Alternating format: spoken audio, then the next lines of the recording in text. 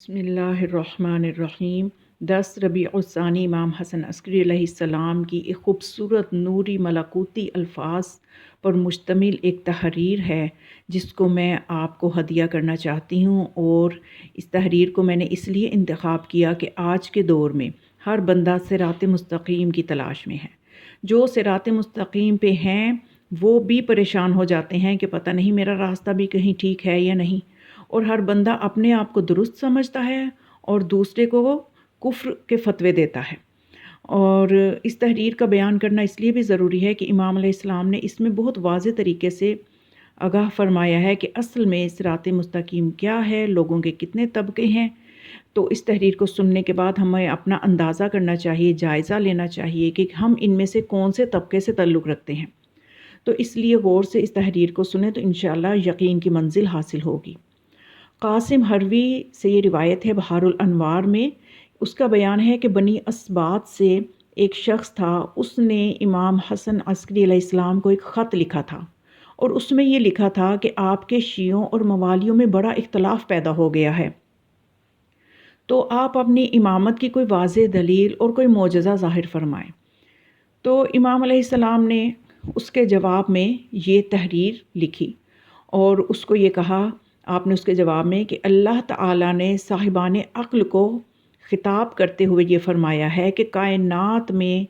کوئی ایک بھی ایسا نہیں ہے جو خاتم النبیین سید المرسلین صلی اللہ علیہ وآلہ وسلم سے بڑھ کر دلائل اور معجزات پیش کرے۔ تو اس کے بعد خدا نے مگر اس کے باوجود لوگوں نے ان کو بھی ساحر، کاہن اور کاذب کہا، تاہم انہی میں سے اللہ نے جس کو ہدایت دینی تھی اس نے ہدایت پائی۔ اور یہ ضرور ہے کہ دلائل اور معجزات سے اکثر لوگوں کو تسکین ہو جاتی ہے، چونکہ دیکھیے میں تھوڑی سی ساتھ وضاحت بھی کرتی جاؤں، امام علیہ السلام نے اس میں ایک بہت بڑی دلیل لوگوں کے سامنے رکھی ہے کہ خدا نے اپنے نبی سے بڑھ کے کسی کو معجزات نہیں دیے، لیکن نبی نے بھی جب معجزات کو ظاہر فرمایا تو لوگوں نے شک ہی کیا، کسی نے ساحر کہا اپنی عقل کے حساب سے، کسی نے کاہن کہہ دیا، نعوذ باللہ کسی نے کاذب کہہ دیا۔ لیکن جس نے ہدایت پانی تھی اس نے ہدایت بھی پائی انہی معجزات سے۔ تو پھر آپ یہ فرماتے ہیں کہ معجزات سے تسکین تو ہو جاتی ہے، مگر یہاں تو صورت یہ ہے کہ اللہ جب ہمیں حکم دیتا ہے کہ بولو تو تب ہی ہم اہل البیت بولتے ہیں، جب حکم دیتا ہے کہ خاموش رہو تو ہم خاموش رہتے ہیں۔ پھر فرمایا، اور اگر اللہ حق کو ظاہر نہ کرنا چاہتا تو اتنے انبیاء کو بشیر و نذیر بنا کر نہ بھیجتا۔ چنانچہ یہ لوگ خواہ بحالت ضعف ہوں یا بحالت قوت، ہر حال میں حق پیش ان کے سامنے ہوتا رہا ہے تاکہ امر الہی کی تکمیل ہو اور حکم خداوندی کا نفاذ ہو سکے۔ تو پھر آپ نے فرمایا کہ دیکھو دنیا میں لوگوں کے 3 طبقے ہیں، 3 قسم کے لوگ ہیں۔ ایک وہ طبقہ ہے جو ہمیشہ نجات کے راستے پہ نگاہ رکھتا ہے، حق سے متمسک رہتا ہے، اور اس کی جڑ سے نکلی ہوئی حق کی جڑ سے نکلی ہوئی ہر شاخ سے اپنا تعلق باقی رکھتا ہے، اور وہ نہ کبھی شک کرتا ہے، اور ہمیشہ وہ حق کو ہی اپنا ملجا و ماوا و ٹھکانہ اور پناہ گاہ سمجھتا ہے۔ یہ تو ہے ایک طبقہ۔ پھر مولا نے فرمایا دوسرا طبقہ وہ ہے جس نے حق کو کبھی اس کے اہل سے نہیں لیا، اور اس کی مثال بھی مولا نے کتنی اچھی دی۔ فرمایا اس کی مثال ایسی ہے جیسے کوئی دریا میں اس کشتی پہ سوار ہو کہ جس کشتی کا کوئی ناخدا ہی نہ ہو، یعنی اس کا کوئی چلانے والا ہی نہ ہو، اور وہ کشتی دریا میں متحرک ہو بھی تو وہ بھی متحرک ہو جاتا ہے، اور جب وہ کشتی ساکن ہو تو وہ بھی ساکن ہو جاتا ہے، یعنی بغیر ناخدا کے جو کشتی ہے اس میں وہ سوار ہے۔ یہ ہے دوسرا طبقہ۔ اور تیسرا طبقہ وہ ہے کہ جس پر شیطان کا تسلط ہے، ان کا کام ہے اہل حق کو رد کرنا، ان کی مخالفت کرنا، اور اپنے دلی بغض اور حسد کی بنا پر باطل کے ذریعے لوگوں کو حق سے ہٹانا۔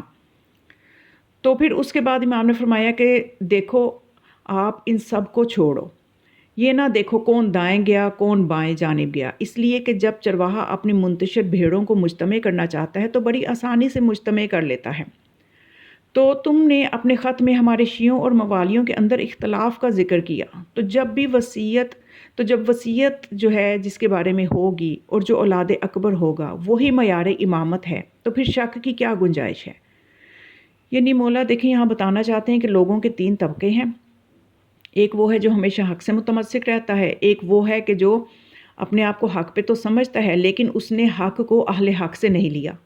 یعنی اس نے حق لینے میں ہی غلطی کی۔ اور تیسرا وہ ہے کہ جو نہ حق لینا چاہتا ہے اور نہ ہی حق والوں کے ساتھ رہنا چاہتا ہے، بلکہ اس پہ شیطان کا ایسا تسلط ہے کہ وہ ہمیشہ حق کی مخالفت ہی کرتا ہے۔ تو پھر امام نے فرمایا ان تینوں طبقوں کو رہنے دو، تم اگر چاہتے ہو کہ یعنی ہمارے ساتھ جو رہنا چاہتا ہے اس کے سامنے تم نے جو معجزات مانگے ہیں کہ آپ کوئی معجزہ بتائیں اپنی امامت کا، تو واضح دلیل جو ہے وہ وصیت ہے۔ یعنی مولا بتانا چاہتے ہیں کہ میرے بابا کی میرے لیے وصیت بھی موجود ہے، اور بڑی اولاد ہونے کے ناطے بھی اگر یہ دو چیزیں معیار امامت ہے تو پھر میں ہی امام ہوں، شک کی گنجائش ہی نہیں ہے۔ پھر آپ جتنے مرضی معجزے دکھاتے رہو، اگر جس نے ایمان لانا ہے تو یہ دلیل کافی ہے، جس نے ایمان نہیں لانا اس پہ معجزات بھی کوئی اثر نہیں کریں گے۔ اور اسے ایمان لانے سے پہلے دیکھنا ہوگا کہ ان تین طبقوں میں سے وہ کس طبقے سے تعلق رکھتا ہے۔ اگر تو وہ تیسرے طبقے پہ ہے کہ جس کا تعلق ایسے طبقے سے ہے کہ جس پہ شیطان مسلط ہے، تو آپ جتنے مرضی معجزات دکھا دو، وہ یا تو ساحر کہہ دے گا یا کاہن کہہ دے گا۔ اور دوسرا طبقہ وہ ہے کہ جو اہل حق سے حق کو نہیں لے پایا، تو اس کو بھی ضرورت نہیں ہے معجزات دکھانے کی، کیونکہ حق اس کی سمجھ میں ہی نہیں آئے گا۔ اور تیسرا طبقہ جو ہے اس کو ضرورت ہی نہیں ہے معجزات دکھانے کی، اس لیے کہ وہ متمسک ہے، اس نے وہ حق کی جڑوں سے متمسک ہے، اس لیے اس کو ضرورت نہیں ہے کہ آپ معجزات دکھاؤ ہی تو وہ حق کو مانے۔ یہ مقصود ہے یہاں پہ مولا کا۔ تو دیکھیے آج ہمارا دور دیکھ لیجئے، اس میں بھی یہ تینوں طبقے موجود ہیں۔ ہم نے دیکھنا ہے کہ ہم کس طبقے کے ساتھ ہیں، ہمارا جو عقیدہ ہے وہ جو ہے کتنا مضبوط ہے، اور ہم کتنے مستحکم عقیدے کے مالک ہیں۔ ہمیں اپنے عقیدے کو دیکھنا ہے کہ وہ کتنے دلائل ہم اپنے اندر رکھتے ہیں، ہمیں اپنے عقیدے کو دلائل کے ساتھ مضبوط کرنا ہے، تو پھر ہمیں ضرورت نہیں ہے کہ ہم ادھر ادھر بھٹکیں، نہ ہی ہم کبھی بھٹک سکتے ہیں جب ہم دلائل سے اپنے عقیدے کو مضبوط کر لیں گے۔ تو بس پھر مولا نے یہی فرمایا کہ جو تم مطلب یہ جو مسئلہ لے کے آئے ہو اس حوالے سے کوئی شک کی گنجائش نہیں ہے، جبکہ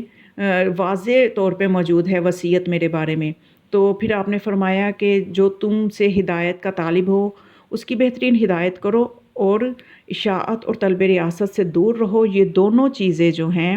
یہ دونوں چیزیں جو ہیں یہ باعث ہلاکت ہیں۔ اور پھر مولا نے فرمایا تم نے یہ بھی لکھا کہ تم فارس جانا چاہتے ہو تو جاؤ، اللہ تمہاری مدد کرے گا، مصر جاؤ گے انشاءاللہ امن پاؤ گے۔ تو میرے موالیوں اور شیعوں میں سے جس پر تمہیں اعتماد ہو اس کو میرا سلام پہنچا دینا، اور انہیں خوف خدا اور ادائے امانت کا حکم دینا، اور انہیں بتا دینا کہ ہمارے خلاف پروپیگنڈا کرنا در حقیقت ہم سے جنگ کرنا ہے۔ اور پھر یہ راوی جو ہے میں نے آپ کو بتایا، یہ کہتا ہے کہ جب میں نے آپ کا خط پڑھا تو اس میں یہ لکھا ہوا تھا فدخل مصر انشاءاللہ آمنا، تو میں سمجھ نہ سکا کہ مصر جانے کا تو میرا کوئی ارادہ نہیں تھا، میرے ذہن میں بھی یہ بات نہیں تھی، لیکن بہرحال جب میں بغداد گیا تو ارادہ تھا کہ وہاں سے فارس چلا جاؤں گا، مگر اس کی کوئی صورت نہ ہوئی اور معاملات ایسے ہو گئے کہ مجھے مصر ہی جانا پڑا۔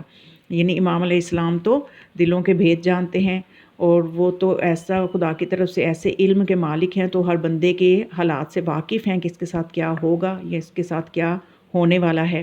تو یہ بھی امام علیہ السلام کی امامت کی دلیل ہے۔ اور بس اسی طرح سے امام کا مقصد یہ کہ حق کے ساتھ اپنے آپ کو متمسک رکھو۔ اور امام حسن عسکری علیہ السلام کا دور ایسا تھا کہ آپ کا جو ہے دور امامت صرف 6 سال ہے، اور آپ کی عمر مبارک صرف 28 سال ہے، اور اتنے عرصے میں بھی آپ کے حصے جو امامت کی ذمہ داری آئی آپ نے اس کو بہت اچھے طریقے سے نبھایا۔ اور وہ کیا ذمہ داری تھی کہ آپ کے اوپر اب ذمہ داری یہ تھی کہ اتنے عرصے میں آپ نے لوگوں کے ذہنوں کو اس قابل کرنا ہے، ایسی تربیت کر دینی ہے کہ وہ آنے والے دور میں جو غیبت کا دور ہوگا اس میں اپنے امام کی غیبت کو قبول کر سکیں۔ ایسے دلائل آپ نے چھوڑ کے جانے ہیں کہ آنے والے دور میں امام علیہ السلام کی غیبت پر لوگوں کا ایمان باقی رہے۔ تو اس لیے آپ نے اس حوالے سے غیبت کے اوپر آپ نے اپنے اس دور امامت میں اتنا زیادہ کام کیا کہ آپ نے مختلف خطوط لکھے، ان خطوط میں پھر آپ لوگوں کو بتایا کرتے تھے، حق کا راستہ واضح کرتے تھے، اور اپنے آپ نے نائب مقرر کر دیے تھے کہ جو میرے سے رابطہ نہیں بھی کر سکتا، میرے موثق نائبین جو ہیں ان سے مسائل پوچھیں تاکہ غیبت کے لوگ عادی ہو جائیں۔ اور پھر اسی لیے آپ نے جو تھا وہ صراط مستقیم پہ لوگوں کو گامزن رکھنے کے لیے آپ نے واضح دلائل دیے۔ حسین بن طریف سے روایت ہے، اس کا بیان ہے کہ میں نے امام حسن عسکری علیہ السلام کو خط لکھا اور پوچھا کہ امیر المؤمنین علی علیہ السلام کے متعلق رسول اللہ صلی اللہ علیہ وآلہ وسلم کے قول کہ جو ہے کہ من کنتو مولا فعلی مولا کا کیا مطلب ہے؟ تو آپ نے فرمایا حضرت صلی اللہ علیہ وآلہ وسلم کا مطلب یہ تھا کہ جب مسلمانوں میں فرقہ بندی اور گروہ بندی ہو جائے